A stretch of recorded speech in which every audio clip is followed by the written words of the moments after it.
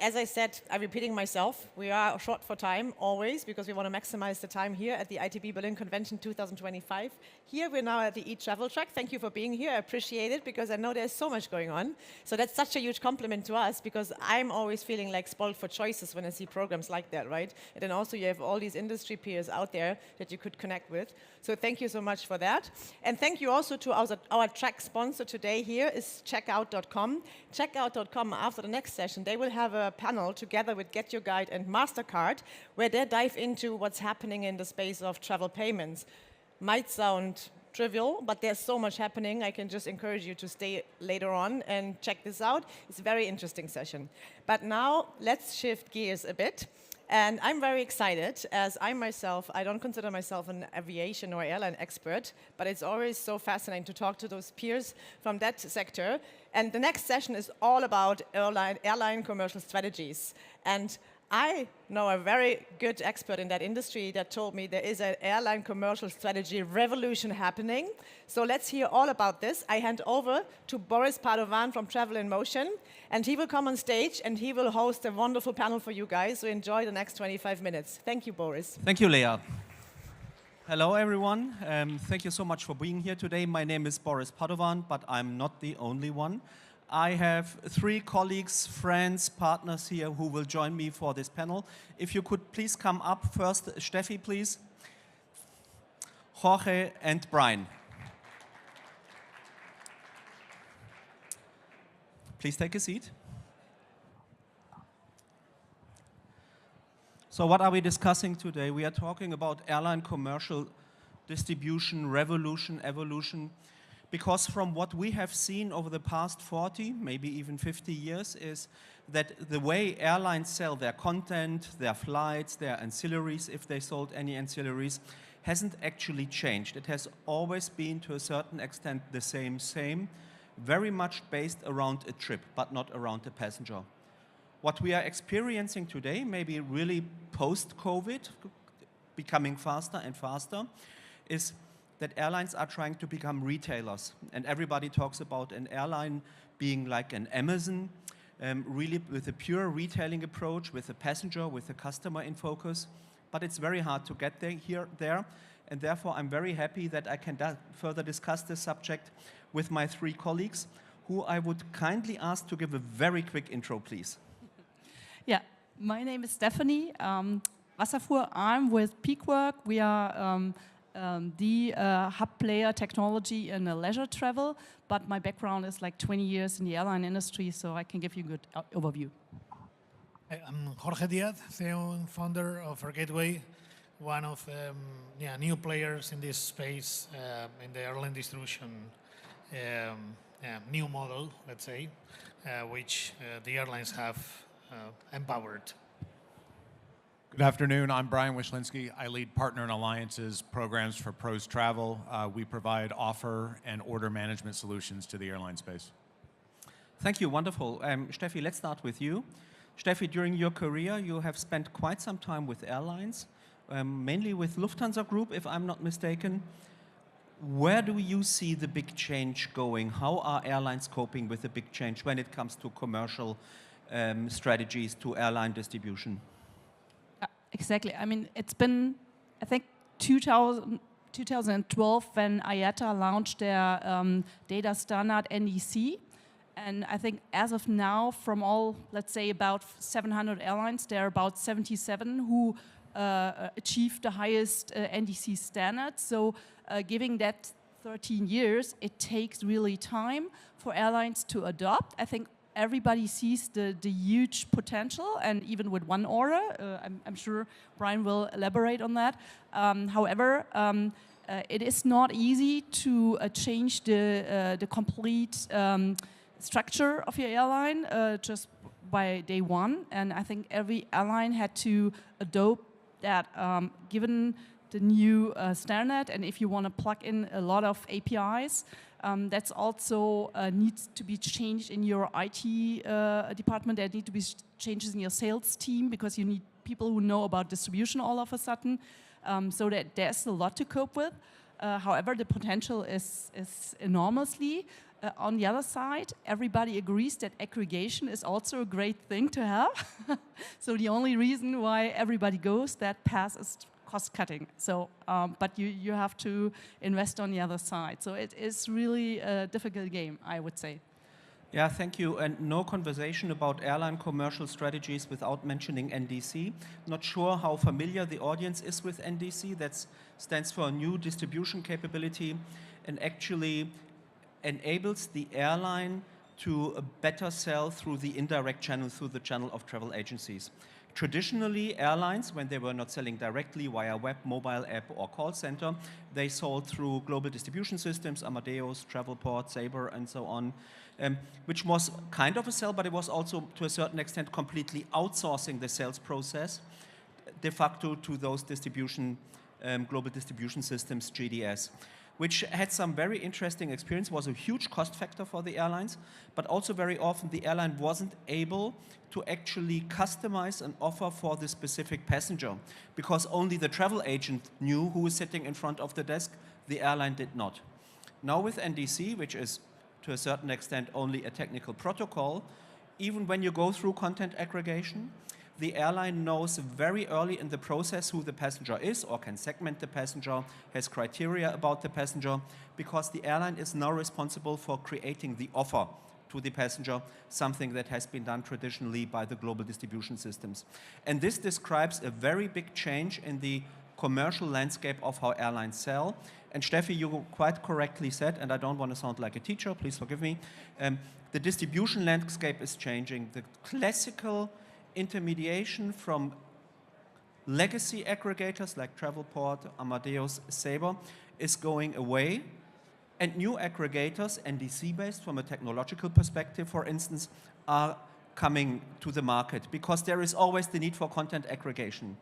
And with Jorge, I think we have one very good, luckily also very successful example of new content aggregation.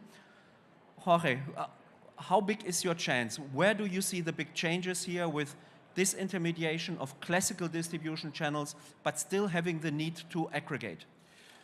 Well, of course, there's an opportunity created by the airlines in terms of demonopolization of the distribution industry. That's something that they've set the airlines themselves. Yeah, as one of the participants in this race, of course, there's a big opportunity. It's a very, very big industry, settled on yeah, as you said, 3-4 players if we include the Chinese one.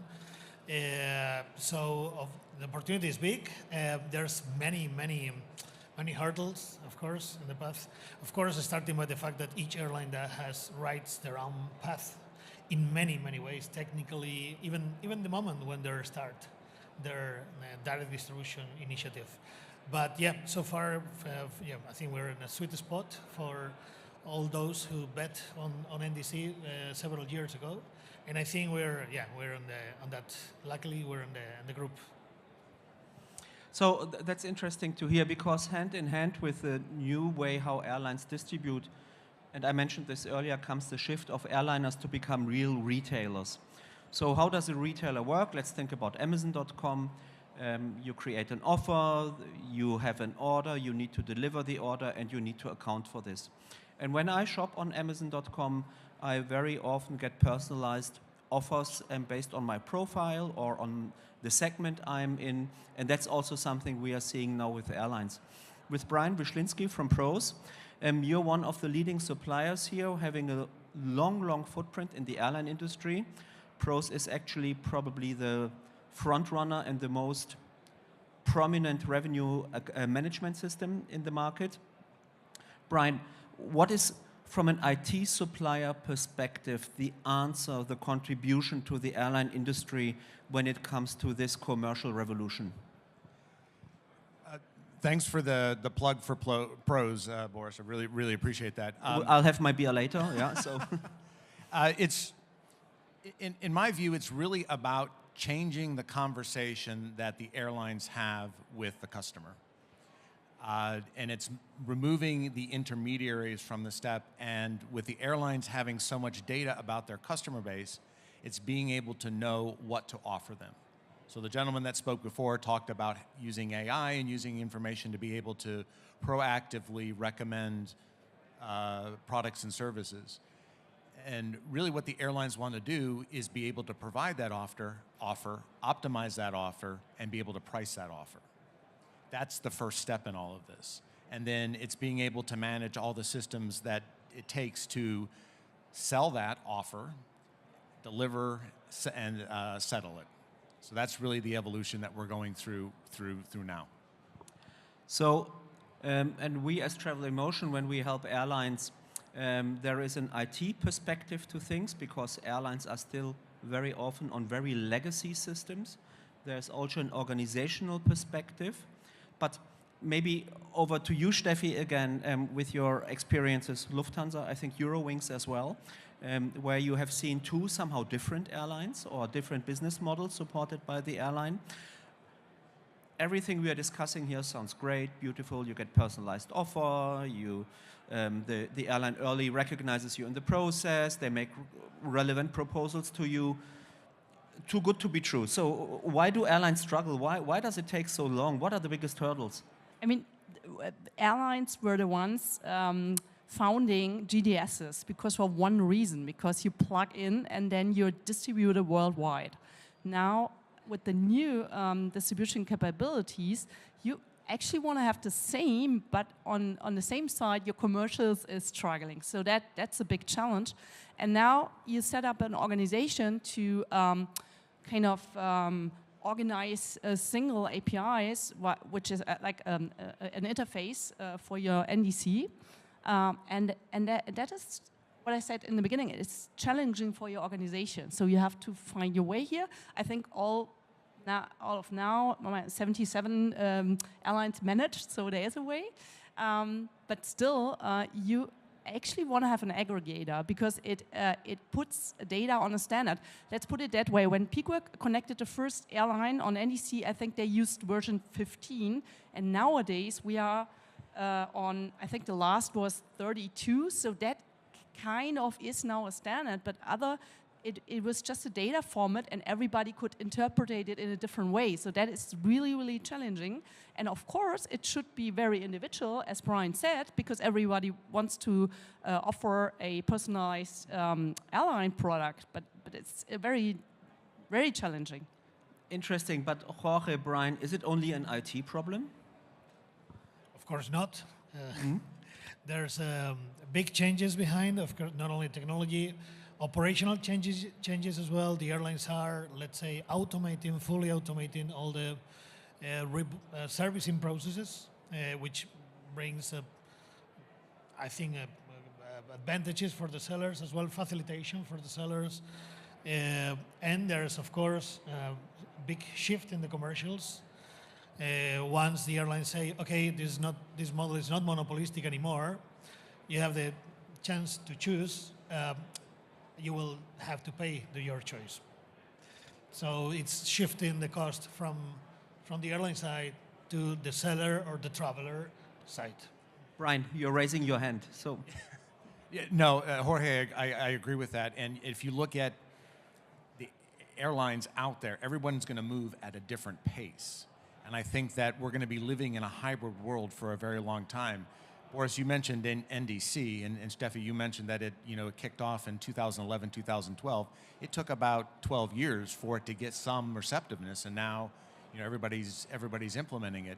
With this new modern airline retailing philosophy, it's a bigger concept than just what NDC is. So it's going to be 10, 15, 20 years, and it's the ecosystem, not only within what you're selling, but it's also the ecosystem of IT solutions within the airline that need to change and accommodate for this new way of selling. yeah, and I think it's really not only an IT problem or an IT challenge, it's a completely organizational challenge of the airline itself. Because most of the airlines we work with, they're pretty much organized in silos. So you have the revenue management guys. They usually think that they are the most clever ones in the airline because they have all these fancy formulas. They all have a PhD in mathematics at least. You have the customer service guys. You have the ops guys that need to make sure that you have on-time performance on all these things. This is a very traditional view on how airlines are operated. if you now, because you can, with new technology, put the passenger in front, optimize everything around the passenger experience.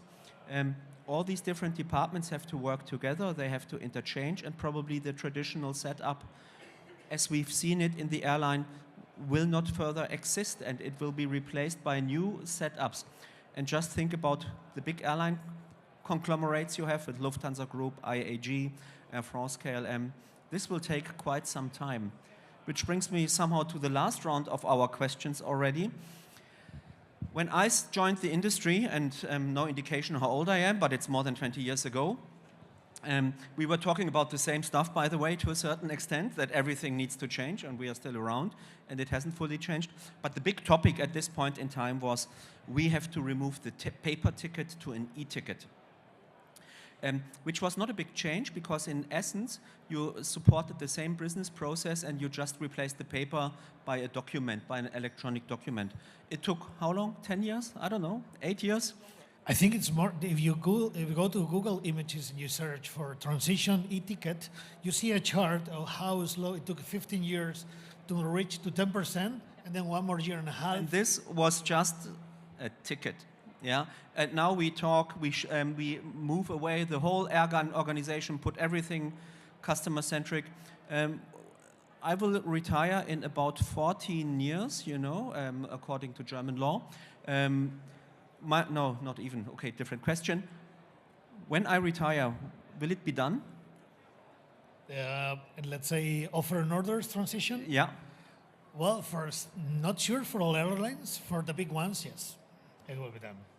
So, for the big ones, I think they will transition to full 100% NDC, zero defact, in a matter of 3 to 5 years. Like Finnair announced it, where IAG is going, Air France KLM had an announcement 2 weeks ago, 3 weeks ago. We are still waiting for a Lufthansa announcement, but that's only for the big European airline groups. Steffi, what's your thought? You need more time till retirement than I do. So I would assume it's happening somewhere 2030, sometime then. It's always easier for bigger airlines to change the system than for small airlines. They need to. Why? They need to follow past everybody. If you change a system, somebody has to pay for it. So you pay if there is a big volume in the market. That's the truth. So, but somebody has to pay the bill. There's no free lunch. So, but I think, to be honest, 1 hour is a real revolution in that whole process, because there's a lot of cost savings for airlines on your servicing, on your back office processes. That's really the best of that concept. So economies of scale count. Brian, anything to add? Yeah, I think that if you look at offer, order, settle, deliver, which is the name that everybody's kind of giving to this, offer and order are pretty well understood. Settle is getting more understood. It's the delivery part that concerns me. And if everything runs smoothly in the process, then it's fine. But if there are disruptions, then that's where the issue becomes. And it's not dealing with just the product that the airline sells. It's now all these other systems downstream. That's, I think, I agree with Jorge, is that, I think we're 3 to 5 years from major airlines looking at this, but it's that delivery aspect. And in the end, that's probably going to be the most important part, because if airlines don't deliver, then it can create customer issues. Yeah, and about the delivery aspect, I think that's another subject for another discussion, because delivery of the services you buy as a passenger takes place in the aircraft, obviously, because you fly from A to B. That's fine. That's something the airline should have under control. But it also takes place at the airport. And then we enter a completely new subject where the airport and the airlines are not necessarily always best friends, where they fight about who owns the passenger during the airport experience. Is it an airport passenger? Is it an airline passenger? Some airlines have solved it together with an airport in a quite clever way, like Lufthansa, for instance, at T2 in Munich, where they decided to operate it as a joint venture, or British Airways with T5 in Heathrow, at Heathrow. But there is still lots of work to do to actually bring the grip on the street, to have all these wonderful offered, ordered services properly delivered in a good customer experience at the airport. And I agree, that's also what I see as one of the biggest hurdles in the upcoming future. With this and with 20 seconds left to go, does any one of you have a question which shall not exceed 7 seconds? No more questions? Then thank you so much for participating here, but also big thank you to my fellow panelists. Always great speaking to you, and I really hope that these things materialize as we just discussed them. Thank you. Wow, thank you so much, Boris Padovan, Stefanie Wasserfuhr, Corry and Brian Wyszynski. Thank you so much.